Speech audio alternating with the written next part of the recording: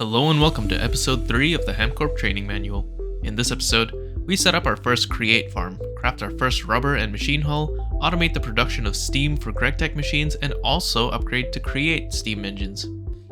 Hey, look at this fancy bed I made. This was made using the furniture station from Fantasy's Furniture. It needs clay, planks, and cobblestone, and you can make a whole bunch of furniture. It's pretty cool. Now I know that in the shop, I can turn off the daylight cycle and I can turn off the weather cycle, but I don't want to. I want to be forced into building a roof. Because if I am not forced into it, I'm never gonna do it. And the rain coming down and being annoying is pretty good motivation. Also, I don't know if Gregtech machines blow up in the rain in this version. Probably not. Anyway, my steel is cooking, and in the meantime, I want to do some other stuff. Getting wood automated would be pretty nice. And I think a create tree farm would be a pretty good way to do it. I would also like to make smelting free using bulk blasting, I think it's called. Yeah, creates bulk blasting, where you just spray lava particles onto dusts to smelt them. That's super free. It doesn't need coal. So I can use all of my wood into making charcoal for these two things instead. And I don't need to spend any for smelting. I guess I could use creosote, which is what I'm using right now, but still, free is better than cheap. While the steel cooks, I guess I will also look into the latex and rubber stuff. But first I want to figure out this tree farm, because I've never done this before. I know it includes the mechanical saw, but I don't know much beyond that, so I guess we'll find out.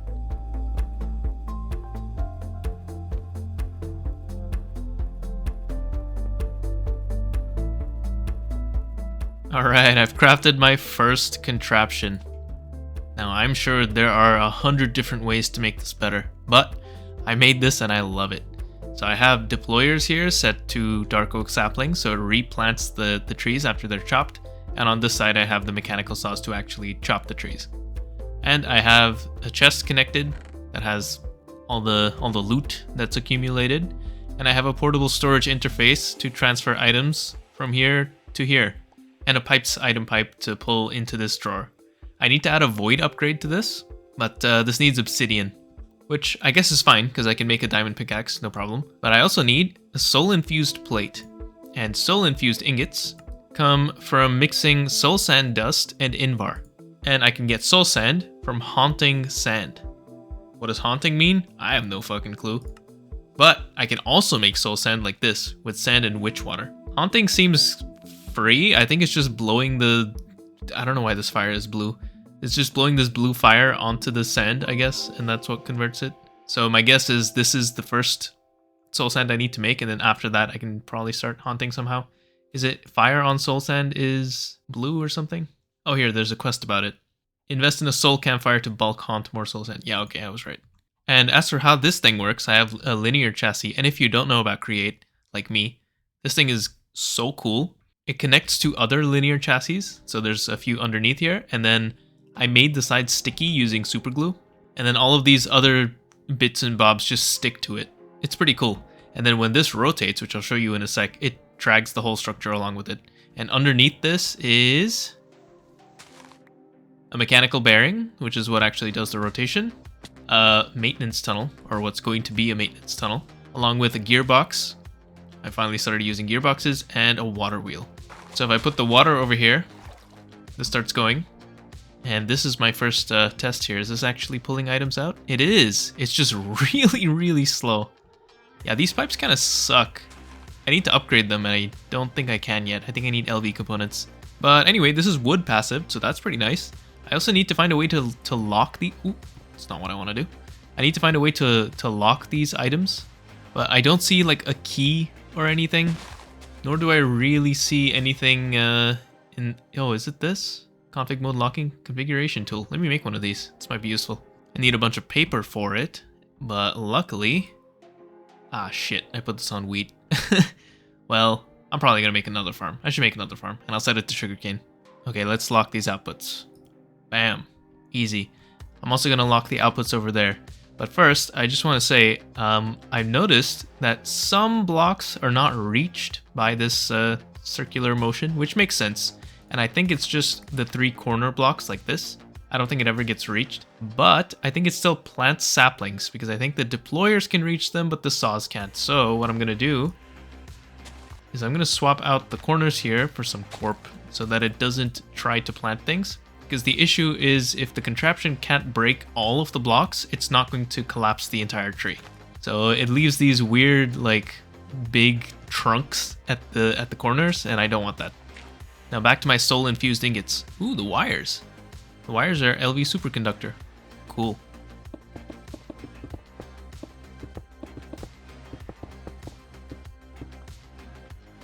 Just built my first large stone barrel.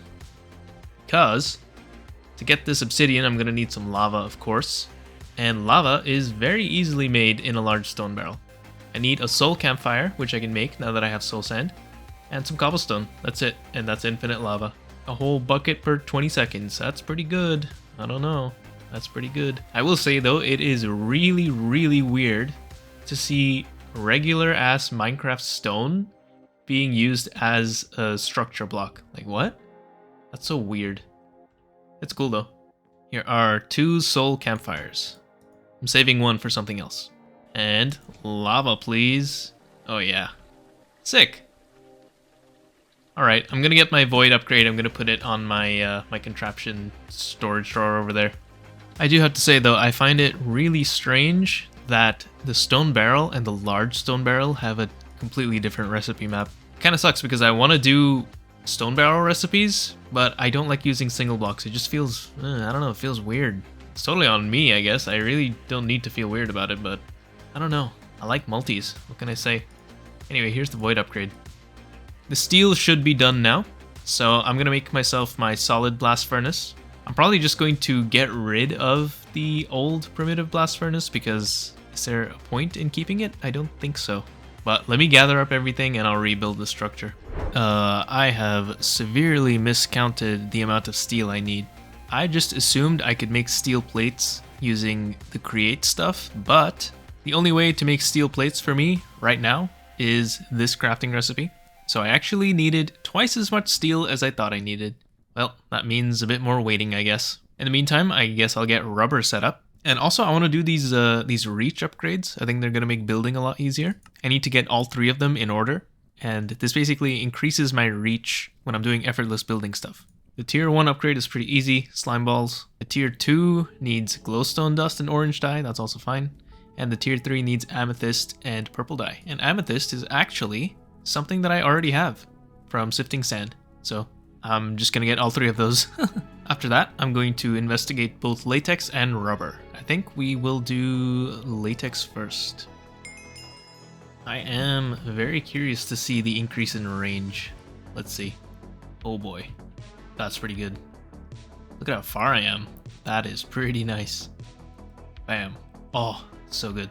While I craft up the stuff for latex and rubber, I may as well also craft up all of this create stuff, the create vintage stuff specifically.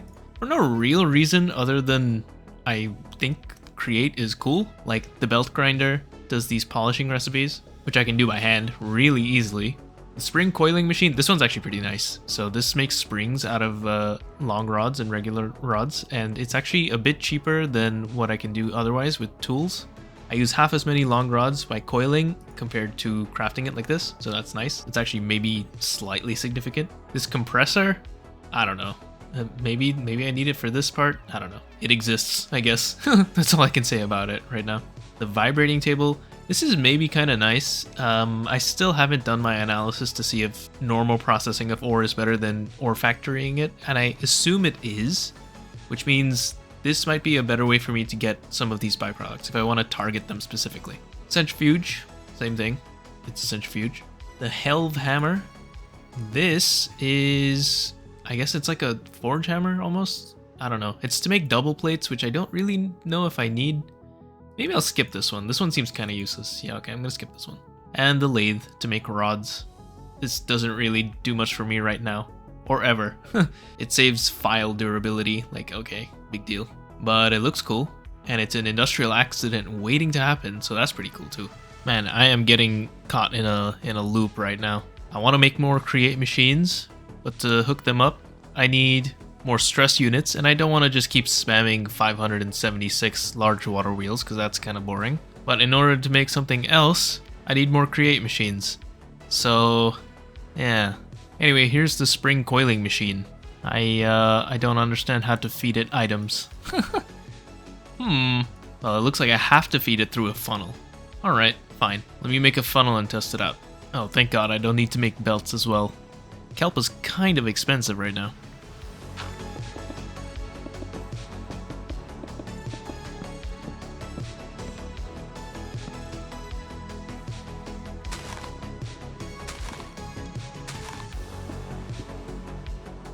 Now, how does this thing work? In order to get latex, I need to feed it. Oh, I can just have a wood screw in here and this is just forever. Okay, cool. But I could speed it up if I use fertilizer or bone meal or compost. I don't have any of these things automated right now, so I'm just gonna do the wooden screw. It's fine, I'll let it build up over time. I don't have an input or output hatch yet, which kinda sucks because that would allow me to store quite a bit more than 32 buckets. However, I need rubber in order to make that. So, for now, I guess we make do. Cool. That's latex. I've also inadvertently finished the rubber processing quest because I just needed to make a compressor and centrifuge, which I did as part of Vintage. So, this is done, but I don't have it set up yet. I'll look at that in a second. Really quick though, I got everything for the next tier of blast furnace, so I'm gonna recycle these fire bricks. Structure's pretty straightforward. It's basically the same thing.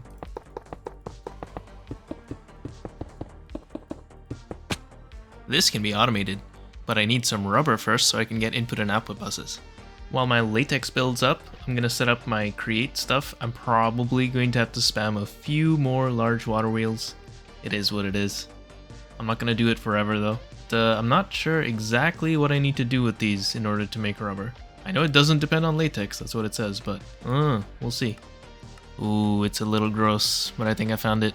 It's sticky resin, which is a little gross already, into raw rubber pulp, into a mixer to make liquid rubber, into a pressurizer to make cured rubber. I don't know if that's worth the time. I don't think it is. So, arboreal extractors it is. I should probably make a couple more, because this is pretty slow. Anyway, I have my first bucket of latex now.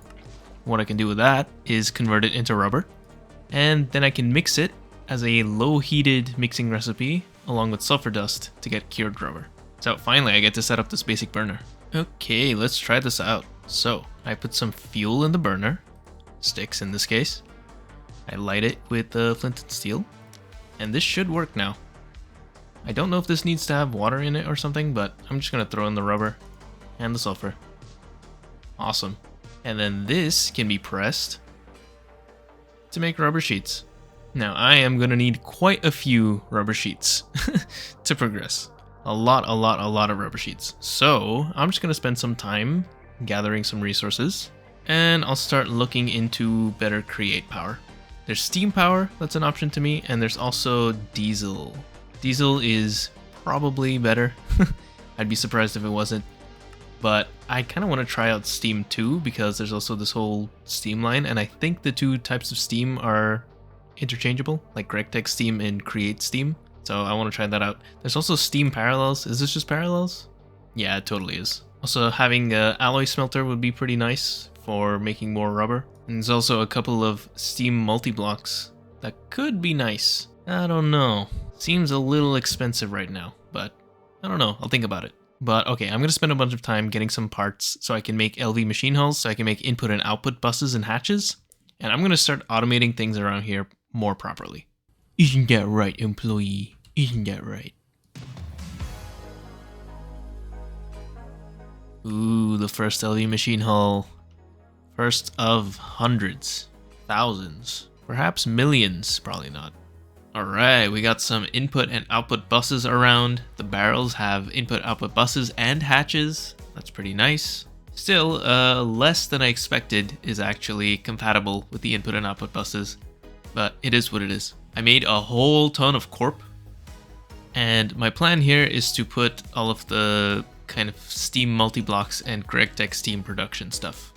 So I'm currently making high pressure steam liquid boilers because I have an excess of creosote that I don't really have a use for. So I'm going to use it over here. And based on the production and consumption rate of creosote, it seems like one coke oven can power 8 high-pressure steam liquid boilers. But I could be wrong, it could be 4. I don't know exactly how much faster the high-pressure boiler is compared to what's shown on NEI. Usually high-pressure is twice the consumption rate, but based on the production rates here, it seems like a little bit more. It seems like 2.5, so I don't know. A little bit of trial and error. It's fine. Now that Gregtech steam and Create steam are interchangeable as far as I'm aware, but I'm just going to do it the Gregtech way over here. And then this steam is going to be used for all kinds of steam machines. The next quest wants me to make the steam grinder and steam oven, and maybe also the high pressure steam hammer, but I don't think I'm going to. In fact, I kind of don't really want to make any of these, so I think I'll just make the controllers for the sake of the quest, but I don't think I'm going to use these. Maybe I will, but maybe not. Because for grinding, I don't get byproducts, so I'd rather use the ore factory. And for the steam oven, there's create bulk blasting, which I still need to set up, and that's better. At least I think it is. Forge hammer is obviously pretty useless. What I am going to use steam for is alloy smelting, and also for the steam kiln. There's an upgrade to the kiln that's a steam kiln, and it has parallels and stuff, so I'm going to use it for that. Making wrought iron in the kiln is pretty slow. Honestly, spamming a bunch of campfires is probably faster, but feels bad. A little something like this. Here's the steam setup. So I found out that the fluid pipe from pipes can route multiple fluids at the same time. So check this out, right? I'm pulling creosote. It's going into the boilers. And I'm pulling water. It's going into the boilers. And I use the same pipe network to route things around. Ow! Okay, the pipes hurt when there's steam inside. Not these pipes, these pipes. And yeah, this is heating up. We're making steam. Going into this fluid tank I made, it's already more than half full, which is concerning. And I'm using normal potent fluid pipes here because the capacity, or the throughput, is exactly what I'm going to produce with these boilers, so that's pretty nice. Also, I don't know if this is true, but I feel like removing loops from the fluid pipe networks helps with performance. I have zero evidence of this, and it's purely based on intuition. Anyway, this is steam. Cool. And I'm going to make a couple steam machines and set them up over here. I also need to actually move an actual coke oven here and set up a way to get wood here, which I don't know how I'm going to do that. To make the high pressure steam alloy smelter, I need tin alloy. And tin alloy is made in an alloy smelter. So I need to make the low pressure one first, which I've done, and it's over here. And here comes the tin alloy. I am immediately going to break this and replace it with the high pressure one. It is used in the crafting recipe, so that's nice. Anyway, that's all about Gregtech steam. As for Create steam, which I also want to do, I'm going to make a little bit of an expansion on this Create side platform, maybe over here or something, and then I'll add the steam generator over here. I still need to craft everything here. I don't know if I'm going to be able to keep up with the encased fan, because this is going to be consuming fuel, because it's a basic burner and not a blaze burner. But if not, I'm going to use the encased fan for bulk blasting. After that, we'll look at diesel.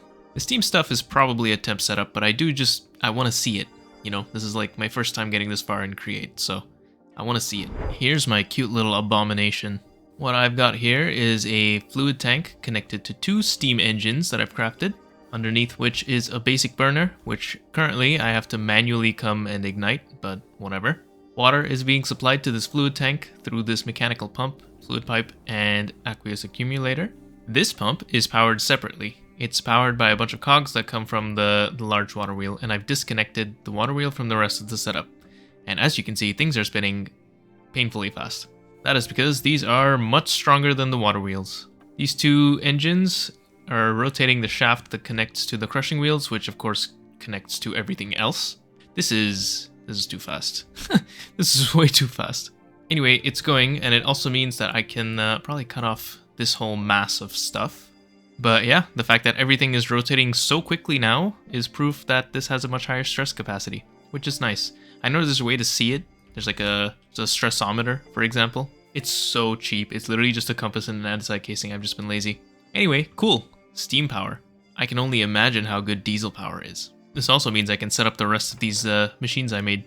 And speaking of diesel engines, I don't think I need one just yet. As soon as I find that I'm overstressed on these machines, then I'll make it, but my plan for the diesel, if I ever get to it, is to make a huge diesel engine, and I'm going to burn ethanol in it, actually. I can make a fermenting casket, and this makes making ethanol super trivial. It's just 8 of any crops over 30 seconds will make 200 millibuckets of ethanol and some biochaff. But this is cool. These are rotating way too quickly. It's too much. I kind of don't like it. It's a bit of visual noise. But I don't know, is there a nice way to just like feed in a shaft into a block and then set a rotation speed, and then the output of the block is just that rotation speed? That would be perfect. Let me know. If there is, I'm sure there is. That sounds like such an obvious thing to add to the mod, but I don't know what it's called. Anyway, along with these machines, one more thing I want to set up before ending for today is encased fans, because these can be used for bulk blasting, which is what I was talking about. That makes smelting free, and I would like that a lot. Alright, here's my little system for haunting with the soul campfire. It's cool. If you step in front of it, you actually get the effects of it. Ooh, spooky. And then here I have water. It's being held back by a framed corner strip, which counts as a full block for the purpose of blocking fluids. So I used it for the lava too. You can also color it based on blocks. So that one's colored to be like corp. Anyway, this is for washing. That's pretty nice. And then this one is for smelting. Ow. It actually hurts a lot. Anyway, I want to try this out. I don't know how fast this actually is. So I'm going to throw a bunch of copper ore here. Should be washed. Who knows how long it takes though. What happened? Oh, I ran out of fuel. Ugh. Okay, let's try that again. I feel like a stack might be too much. Let's do 16. Cool. That's 16 purified copper now. And now I want to do something else with this actually. I'm going to crush it into purified piles of copper dust, because I have a very safe to approach contraption here. I'm not kidding, it is safe. But would you step in front of this in real life? I hope not. Anyway, the purified copper goes into this, but I think I have to actually disconnect it, and then I reconnect. Looks done to me now, so I cut this off, and I collect the goodies. 16 copper dust, and is that it? Did I not get the byproduct? I don't know. I don't know if I got this gold from here or from washing. Anyway, that's how it works. And I can turn it on and off using a clutch, which I need to make. It's better than disconnecting it, for sure. But this is funny. And finally, I want to show the actual smelting, so let's do it. Done. Cool. Super cool. Actually, it's pretty hot. Thank you for watching this episode of the HamCorp Trading Manual. In the next episode, we will finally enter LV, crafting the first circuits and many machines. If possible, we will also craft the first electric multi-block, the electric blast furnace. More importantly, I will try to set up the void extractor to obtain coal, so that I can finally get a hold of BIT, the primary building blocks of the HamCorp base. See you next time.